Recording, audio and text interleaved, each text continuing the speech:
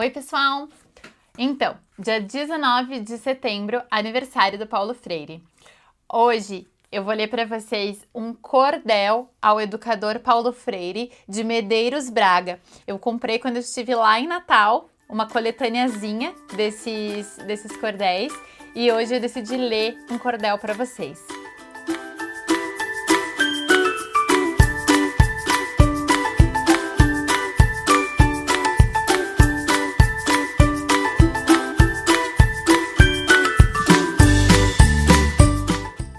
Meu nome é Aloá Bianchi, pedagoga, psicopedagoga, coordenadora pedagógica e mestranda em educação.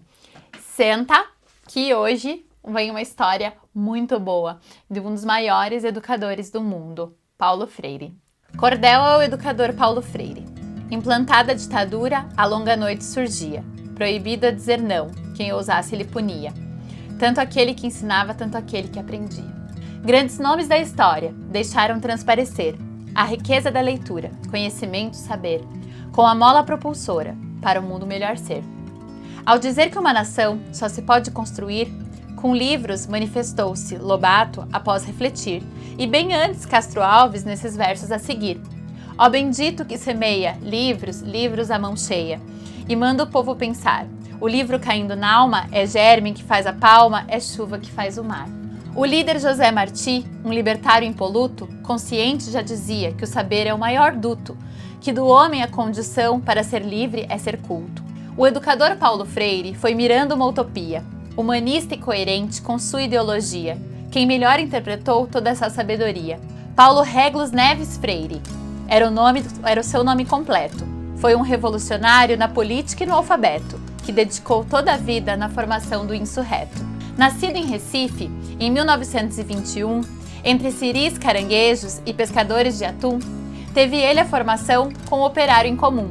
Mesmo formado em Direito, não seguiu na profissão, passando a desenvolver, de professor a lição, dosada de ensinamentos com a conscientização. Foi ele, assim, o primeiro no universo educador a pegar a aprendizagem de perfil conservador e transformar em instrumento popular, libertador. Juntando ideias e letras, iniciou a batalha, visando acabar com a farsa de que se vive sem falha, em um país que oferece condições a quem trabalha. Antes dele, só havia a lição do dominante. Dirigida era a escola para manter o ignorante, ao cabresto de um sistema desigual e degradante. O aparelho ideológico do Estado em instrução dava ao filho do operário a imagem de um patrão, bondoso, honesto e honrado, um orgulho para a nação. Ao mesmo tempo mostrava o operário excelente, pacato, trabalhador, cuidadoso, obediente, conformado com a vida que formara em sua mente. Tinha o mestre Paulo Freire grande sensibilidade. Convivendo com a pobreza, sentindo a dificuldade, foi tomando consciência da cruel realidade. Quer no campo ou na cidade, via a miséria crescer. Nos vales, mangues, mocambos estava a prevalecer a sentença que condena o homem sempre a sofrer. E Paulo Freire sentira que era justo mudar, mas também reconhecia que para isso se dar, toda a ideia dominante tinha que se modificar. O seu método educativo de conscientização e de técnica utilizada pela alfabetização era um instrumento vital para uma libertação. Educação que ensinasse o homem a ler e a escrever, não apenas para votar ou para a riqueza crescer, mas sobretudo mostrar tudo em volta do poder. Mostrar o mundo real, no seu modo primitivo, e o mundo justo, ideal, libertário, coletivo, para na luta atingir o seu grande objetivo. Além de conscientizar, via aquele educador, que a partir da realidade de cada trabalhador, o rendimento escolar era mais transformador. Para o mestre Paulo Freire, os problemas principais não são questões pedagógicas, mas são elas como tais, questões políticas que devem ser discutidas bem mais. Para isso é necessário que haja democracia, que deixe o aluno a criar a própria sabedoria, somando a prática vivida com alguma teoria. Reconhece o educador, com franqueza e humildade, que existe conhecimento no mestre e comunidade, devendo cada aprender em cada oportunidade. O trocar da experiência só resulta em mais valor. Todos lucram com saber no debate acolhedor. O professor faz-se aluno e o aluno professor. Assegura Paulo Freire pelo método que atina, pela participação na lição que descortina. Ensinando se aprende e aprendendo se ensina. Mas ele não abria mão do operário educar-se, conhecer os seus problemas para então conscientizar-se e se insurgir com mais força dentro da luta de classe. Relutante contra as forças gigantescas da opressão, animava Paulo Freire e causava satisfação ver nascer do oprimido alguma indignação. No entanto, justificava o entusiasmo, o fervor, numa frase retratando seu espírito do lutador: não podemos nos falar de educação sem amor. Era a educação política, era a lição popular, gerada ali na escola, comentada em cada lar, o que levava mais alto todo oprimido a pensar. O método de Paulo Freire ganhava fama ao redor, legiões lhe copiavam o que tinha de melhor nas lições educativas para o adulto e o menor. Até mesmo o presidente, denotando grande afeto, convidou a Paulo Freire para comandar um projeto visando alfabetizar 2 milhões de analfabetos. No entanto, esse programa de educação popular, no que pese a importância, não pôde se efetivar, por ter sido suprimido por um golpe militar. Implantada a ditadura, a longa noite surgia, proibido a dizer não quem ousasse ela punia, tanto aquele que ensinava como aquele que aprendia. E a punição poderia ser na nova escravatura, afogamento, pancada, pau de arara, queimadura, ou a morte provocada pelo excesso de tortura. Preso, então, foi Paulo Freire, como sendo um comunista, um professor perigoso, subversivo, ativista, que educava camponeses para a guerrilha extremista. Pressionado, constante, por esse brutal concílio, negados todos os direitos, barrado o menor auxílio, teve ele que sofrer 16 anos de exílio. Enquanto o Brasil perdia esse grande professor, ganhava o Chile, Argentina, México, Peru, Equador, vários países da África, com a lição do educador. No continente africano chegou de mala e sacola, em São Tomé, Cabo Verde, Guiné-Bissau, em Angola, em Príncipe, em Moçambique, para melhorar sua escola.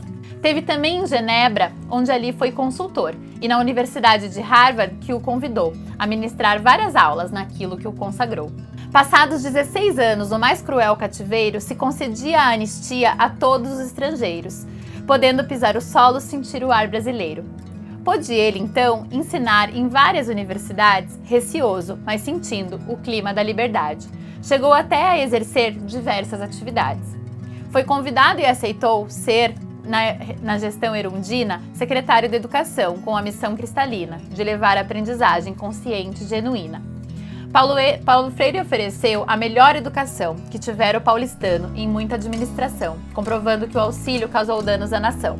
Mestres bem remunerados, Paulo Freire contemplou, e um clima democrático para as escolas levou, inclusive ao inovar eleição de diretor. O nível de educação foi fator fundamental para que escolas privadas perdessem alunos, afinal, exatamente para a rede pública municipal. Antes, pois, de Paulo Freire havia discriminação. O aluno da rede pública não aprendia a lição e atingia os mais altos índices de reprovação. Paulo Freire, com seu método eficaz de educador, já constatado na prática nos países onde andou, introduziu em São Paulo e revolucionou.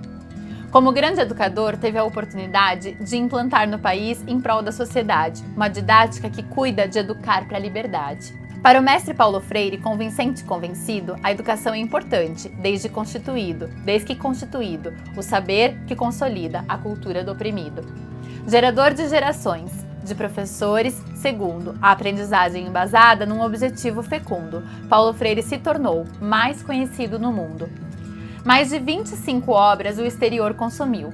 Muitos países adotavam para melhorar seu perfil. De mão em mão circulavam, com exceção no Brasil.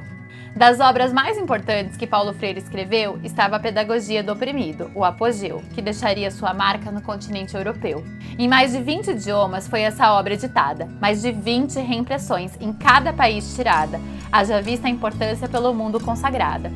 De doutor honoris causa, por mérito, capacidade, recebeu ele de 27 universidades, bem como cidadania em dezenas de cidades.